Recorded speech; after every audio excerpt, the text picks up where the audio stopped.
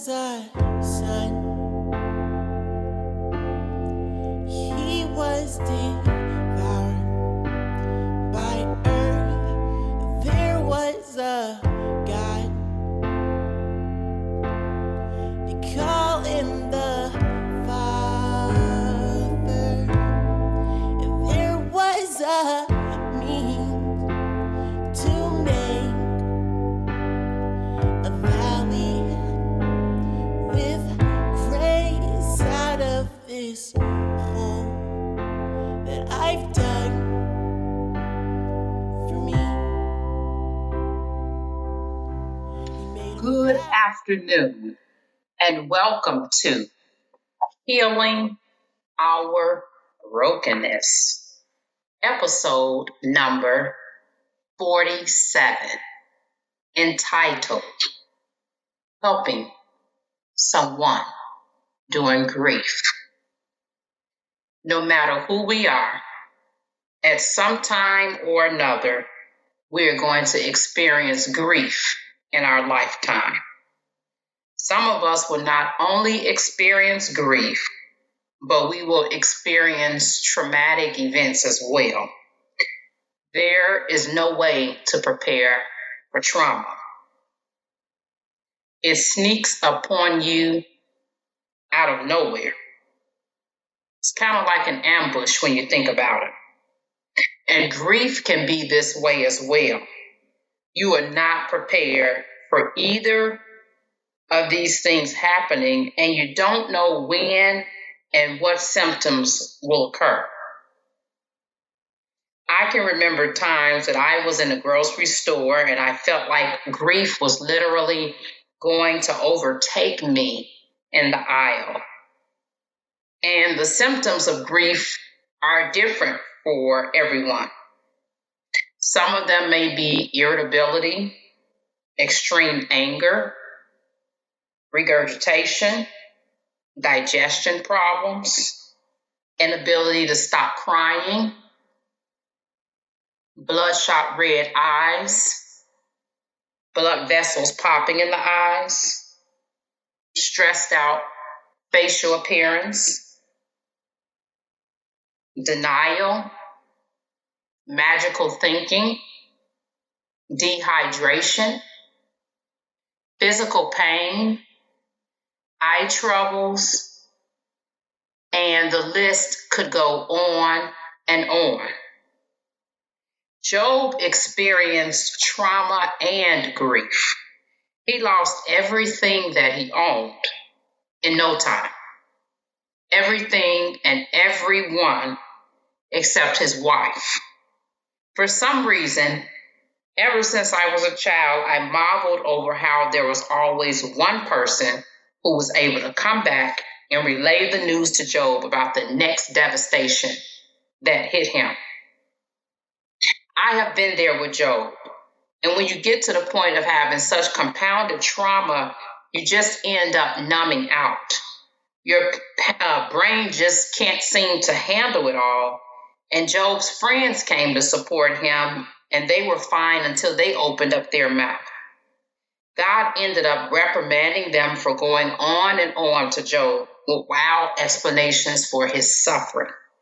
And after the Lord had finished speaking to Job, he said to Eliphaz the Temanite, and I'm reading from Job 42:7, I am angry with you and your two friends, for you've not spoken accurately about me, as my servant Job has. Before we shake the finger at his friends, we tend to do the same thing. We give people all kinds of explanations as to why they're suffering, why things are happening to them. And sometimes these may be true, but sometimes they may not be true. And even if they are true, when a person is in the midst of suffering, that is not the time to lay into them when they are really having a hard time as it is. We are to speak the truth in love, but then as in Ecclesiastes, it says that we have a time for everything. And at this particular time, it's just not helpful. Things that are helpful would be words of affirmation, it would be physical touch, making meals for them, making calls, running errands, babysitting, and sometimes just sitting with them in silence. And a lot of times as Christians, we like to give cliche remarks to people suffering. And those remarks might be 100% true and they're biblical. But sometimes, and I know I've even made the mistake of doing it myself and thought later, man, that might not have been the right thing to say. We might say something like, well, they're in a better place now. Well, at least they don't have any pain or suffering. Well, they did live a long life. Well, they're in heaven now. And all of those things are true. However, saying those things does not ease a person's pain. Sometimes it could cause them to become angrier. It could increase their pain. And it just might not be the most appropriate thing that we could say, even if those things are true and that person was truly sick for a long time. It's still the fact that this was this person's friend, relative, child, mother, father, grandmother, and the loss of that particular person is still going to be felt for some time. And if later, after that person has processed and we want to add something in there like that, that would be the perfect time. A good thing for us to say as far as a possibility to empathize with that person would be, I am sorry that you're going through this. That must be tough right now.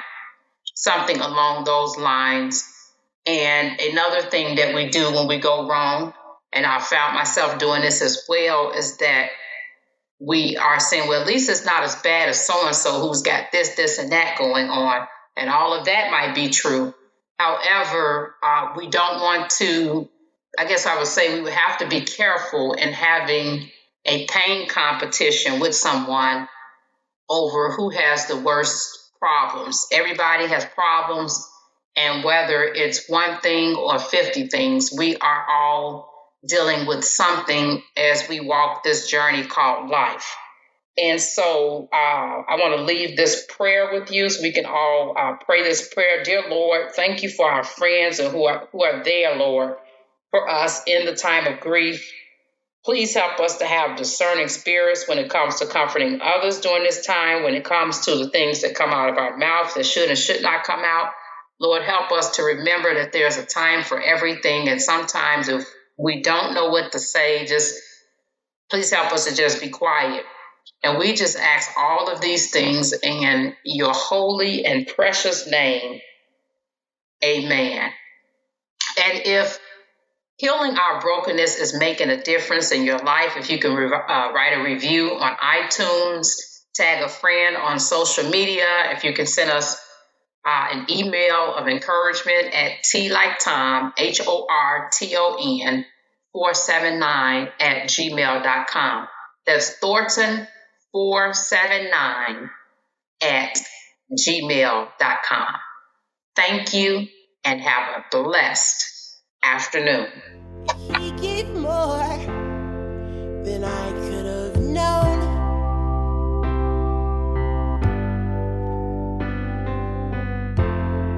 He turned those valleys into places to learn instead of burn and perish away. And nights never so cold without His grace. How could I say that I've seen the world from His great love? How could I know what He could love? How would I've seen what He had in store for me if I didn't give up and let Him be my valley of grace, where things would change and maybe they'd take up the cross high again. The valley of grace never was the same after He had died. The love that refines.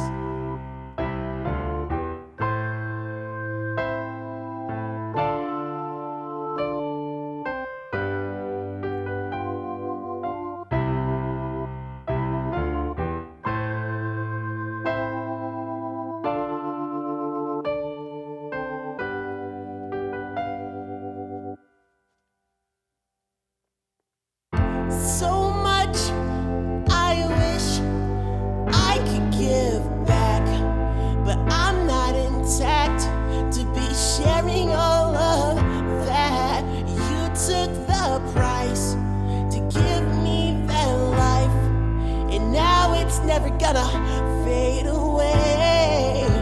When I see I need more of Him, He whispers the sweetest of mercies upon my ears, and I won't go back the way it was again, again, again, and now. A valley of grace where things would change. I've seen the light, so